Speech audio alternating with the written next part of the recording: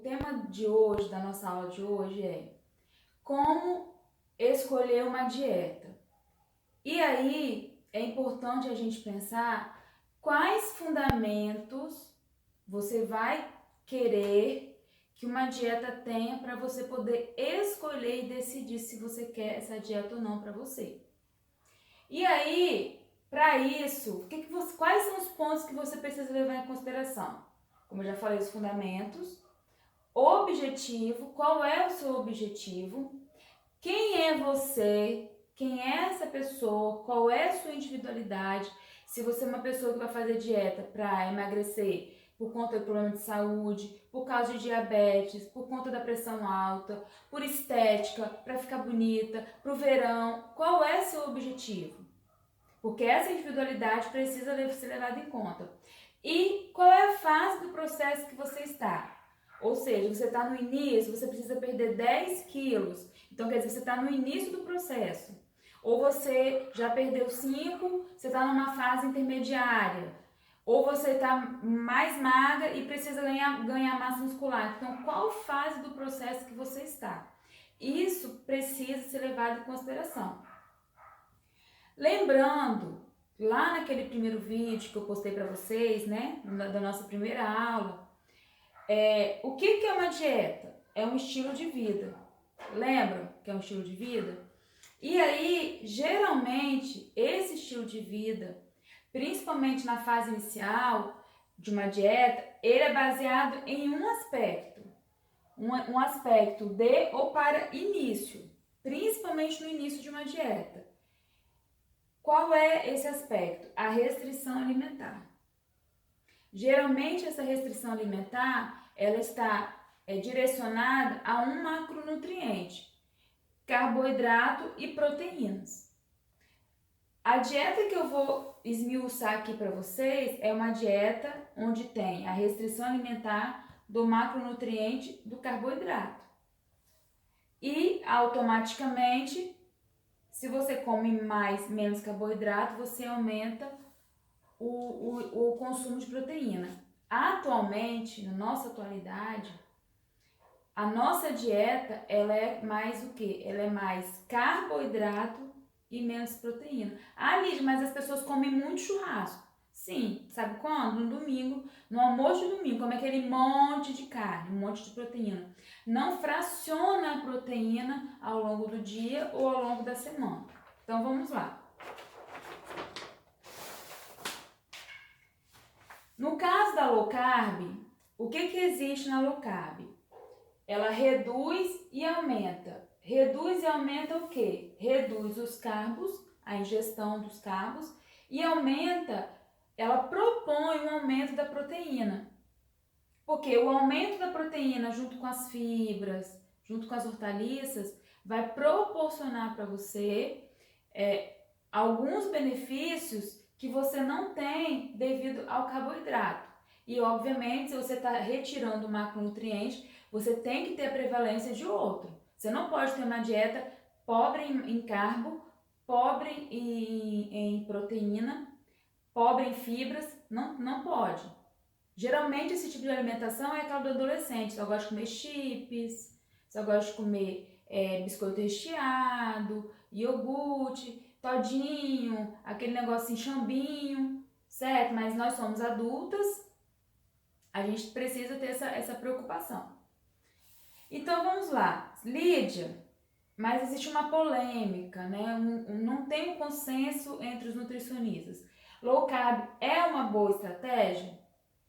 Low carb primeira coisa que eu quero fazer você refletir.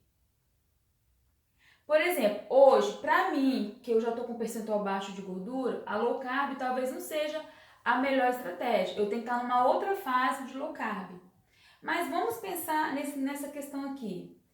Uma crise mundial de obesidade, onde muitas pessoas elas têm muita gordura visceral no abdômen e no fígado.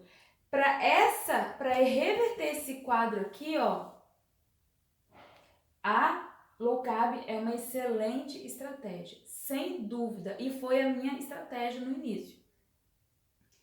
Lídia, mas onde o carbo entra nesta realidade? Por que o carboidrato, entre aspas, se tornou um vilão? Por quê? Por quê? É a grande questão.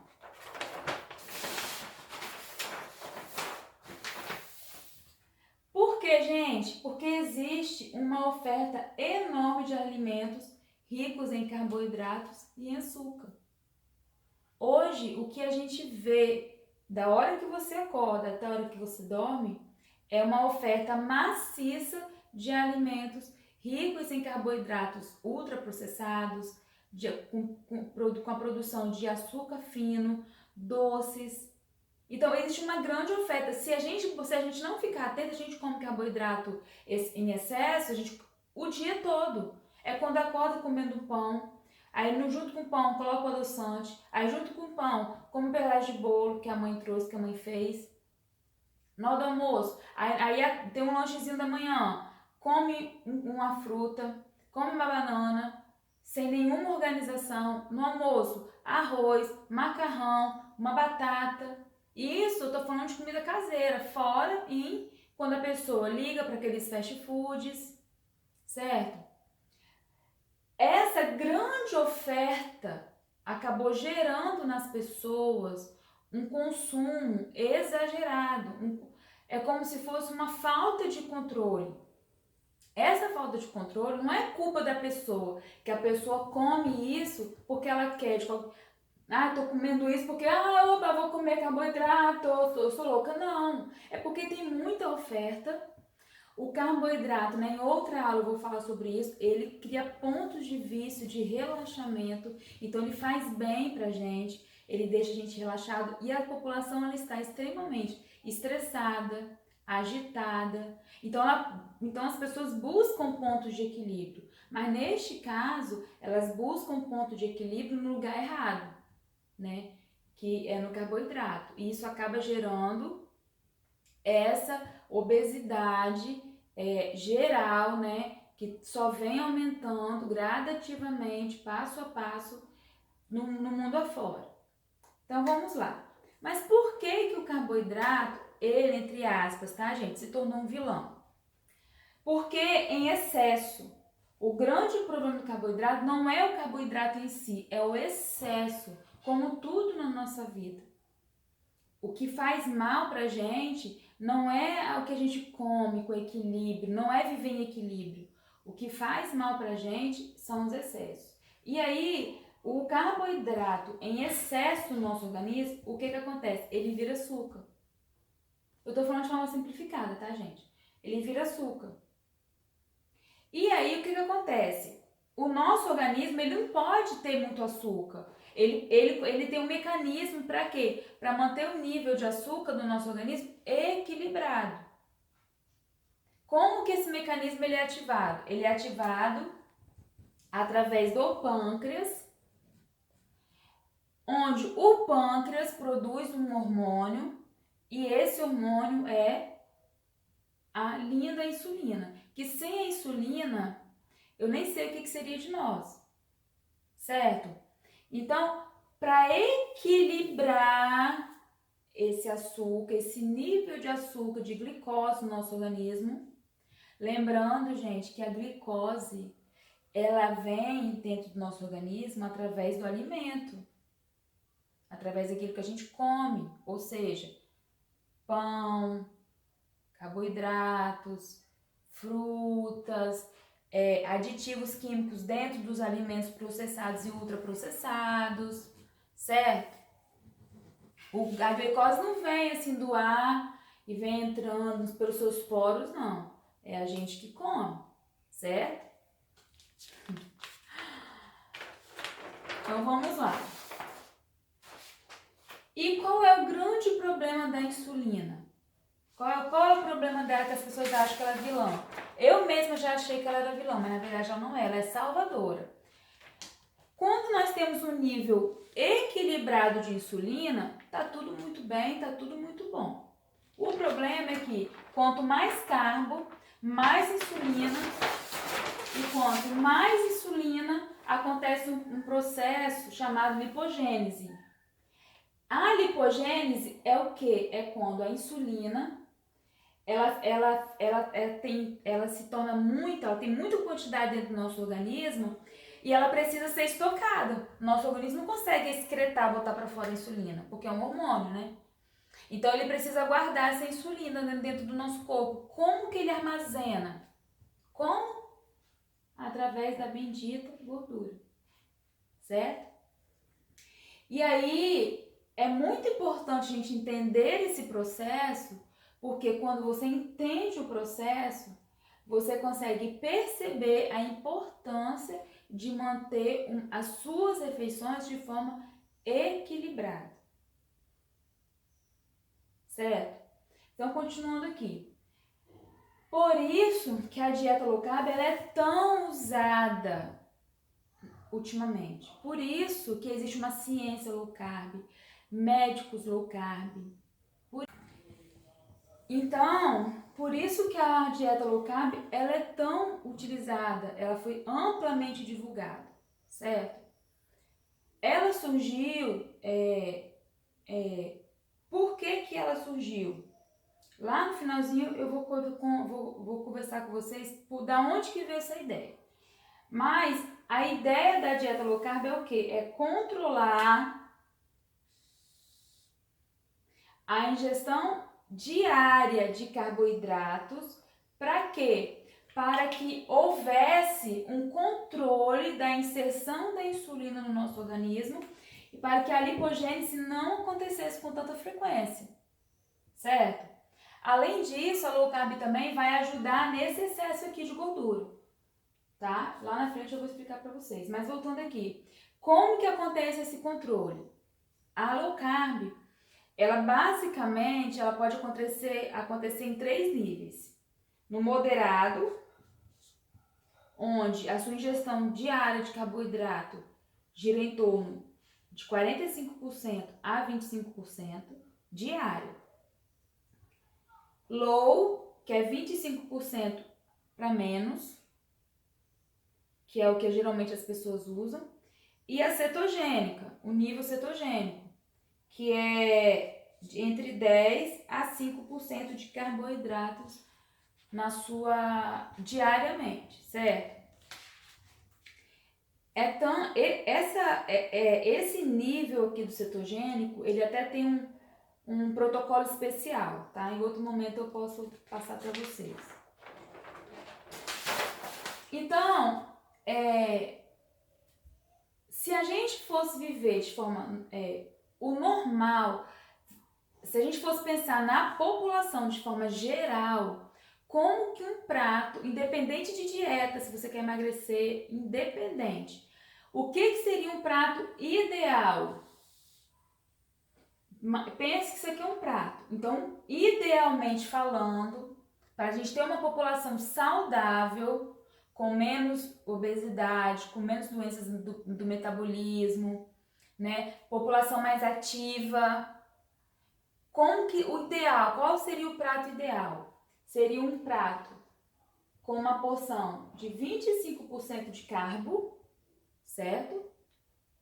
Proteína aqui, 25% de proteínas e gorduras. A gordura, geralmente é aquela gordura que já vem na carne, né? Na pele do frango. E 50% aqui de folhas, fibras, gorduras boas. Então, um prato saudável ideal seria mais ou menos essa composição aqui, certo? Lembrando que esse carbo aqui, gente, pode ser um carbo de vários níveis. Um aipim, pode ser um inhame, pode ser a cenoura, pode ser uma banana, banana da terra, banana da prata, pode ser uma fruta, pode ser assim, N tipos. Pode ser um macarrão, pode ser um arroz branco, pode ser um arroz integral, né? E aqui nessa composição, você vai colocar também a porcentagem de leguminosas, como por exemplo o feijão. E aí essa subdivisão é onde entra a função do nutricionista, de acordo com o seu objetivo, certo? Mas lembrando que isso aqui é um prato ideal de uma pessoa saudável que não deseja nem engordar nem emagrecer, que seria o ideal para toda a população. Para o emagrecimento rápido, mas o emagrecimento rápido no sentido de que aquela pessoa está com uma obesidade muito grande, percentual de gordura muito grande, ou era o meu caso, né? Eu não era indicativo de cirurgia bariátrica, porque eu não tinha aquele peso enorme de 80 quilos, 90 quilos, cento e poucos quilos, como a gente vê. Mas eu tinha uma gordura visceral, assim, gravíssima. Num estágio gravíssimo, foi onde o médico me alertou. Vocês lembram, né, daquela minha foto? Que eu não gosto nem de lembrar. Mas, enfim. Então, para esse emagrecimento rápido, o que a low carb, a ciência low carb indica? 20 gramas por dia de carboidrato. Mas por quê? Nossa, Lídia, mas é muito pouco. É pouco. Mas por quê, gente? Isso que eu queria assim, enfatizar para vocês. Aqui é que entra a mágica do negócio. Aqui que entra a mágica. O que acontece? Quando você consome 20 gramas de carboidrato por dia, é o momento em que seu corpo ele está propenso a entrar em cetose. E o que é a cetose? A cetose nada mais é que o resultado da lipólise. Ou seja, olha que coisa fascinante. Por isso que, gente, eu me apaixonei pelo emagrecimento. Eu fico louca quando eu fico pensando que isso tudo acontece. Não pode acontecer no nosso corpo e uma pessoa pode voltar a ter qualidade de vida, bem-estar, voltar a viver. Porque emagrecimento não é os quilos que você perde, não. É a vida que você ganha. É a vida nova que você ganha. Mas enfim, voltando aqui. Quando acontece a lipólise no seu organismo, o que é isso? É quando o seu organismo ele começa a usar a gordura que tem lá dentro dele para o movimento, para viver. Por quê? Porque ele começa a sentir falta do carboidrato, que é a primeira fonte de energia do seu corpo, que tem ali em abundância, já que a população come muito carboidrato, certo? E aí carboidrato, porque o carboidrato vira glicose, que a glicose é que dá energia pra gente, né? Pro nosso cérebro, para as nossas funções. Mas aí o organismo, como ele tem pouca grama de carboidrato, eu preciso pegar energia em algum lugar. Eu preciso pegar energia em algum lugar. Então ele vai pegar onde? Na gordura que tem estoque no nosso corpo. Tem gente que tem muita gordura aqui, tem gente que tem aqui, tem gente que tem aqui no quadril, no braço, no peito. Olha que fascinante. Da mesma forma que lá atrás nós vimos a lipogênese, que é quando a gente tem um excesso de insulina e gera o estoque de gordura, nós temos a linda o quê? Lipólise, que é quando o organismo ele usa essa gordura que foi feita através da lipogênese para te dar força, para te dar caloria, para te dar energia para você viver a sua vida, para você fazer as suas atividades. Olha que mágico. Gente, isso parece mágica. Resumindo, é fascinante, né? É fascinante. Eu fico apaixonada. Quanto mais eu leio, mais eu estudo, mais eu fico apaixonada. E mais eu quero que as pessoas descubram que é possível. É possível. Então, lipólise, de forma bem resumida, gente, porque eu não sou bioquímica, eu não sou da área, né? Mas eu sou da área do emagrecimento, então eu li e pesquisei bastante sobre isso. A lipólise é o quê? É o uso da gordura em excesso do nosso corpo. E essa gordura em excesso vai gerar energia para a gente fazer nossas atividades. E por que isso acontece? Isso ocorre por quê? Porque existe a falta da energia proveniente da onde? Do carboidrato. Ou seja, da glicose. É aqui que acontece a famosa cetose tão divulgada pelas pessoas que fazem o jejum intermitente, tá? Então, nós temos aqui 3 processos, né? Lipólise, lipogênese e cetose. A cetose é resultado da lipólise. E a cetose é a base do argumento das pessoas que fazem jejum intermitente. O jejum intermitente eu vou falar em outro momento, agora não é o momento dele. Lembrando que jejum intermitente é outra estratégia e geralmente quem faz low carb usa também a estratégia do jejum intermitente, porque as duas, uma se apoia na outra. Mas seguimos. Então vamos lá, grava esses nomes: lipólise, lipogênese e cetose. Esses três mecanismos é o que? É bioquímica purinha acontecendo dentro do nosso organismo. Gente, eu sei que é muito doido, né? É muito esquisito. Às vezes já tem um desconforto a gente saber que dentro do nosso organismo está acontecendo tudo isso, mas é isso que acontece. É isso que acontece. Nosso corpo é uma máquina perfeita. É um organismo cheio de vida e essa vida ela funciona em harmonia, cada célulazinha. A gente, com o nosso ritmo de vida, que pegou essa vida, todas essas células e desorganizamos. Mas vamos lá, voltando. Aonde eu quero chegar com isso? Eu quero chegar no seguinte ponto. Comida, o alimento, as refeições, tudo que você coloca para dentro, tudo que você come, nutre o seu corpo. Porém, por que ele nutre? Por que você nutre o seu corpo?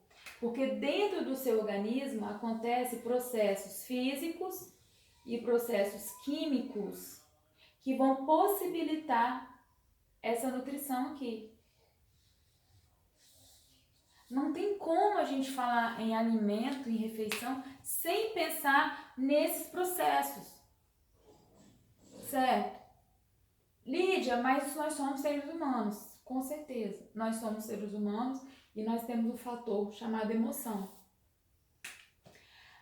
Por que eu fiz questão de falar isso aqui? Porque muitas vezes você não come só porque você quer nutrir o seu corpo. Aliás, provavelmente, quando você come, você está esquecendo disso, dessa base aqui. Por isso que as pessoas comem, não porque elas estão com fome física, porque elas estão com uma fome, uma dependência emocional daquele alimento por alguma circunstância.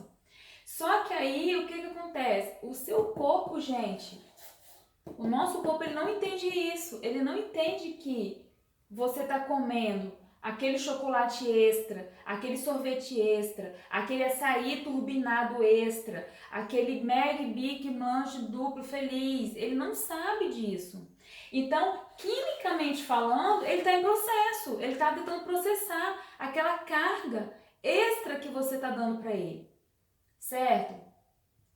E aí, junto com todos esses processos químicos e físicos, existem também os processos que acontecem, né, dentro do nosso cérebro, que vai envolver as nossas emoções, que vai envolver toda a psique humana, que vai envolver os hormônios do prazer, do amor, né, a endorfina, a ocitocina e outros hormônios, aqueles outros hormônios que vão deixar você mais triste, a mulher, né, o estrogênio, o homem, no caso, a testosterona, e outros, a dopamina, e outros hormônios que entram nesse processo físico e químico aqui, que vai fazer um rebuliço no seu organismo para encontrar um equilíbrio.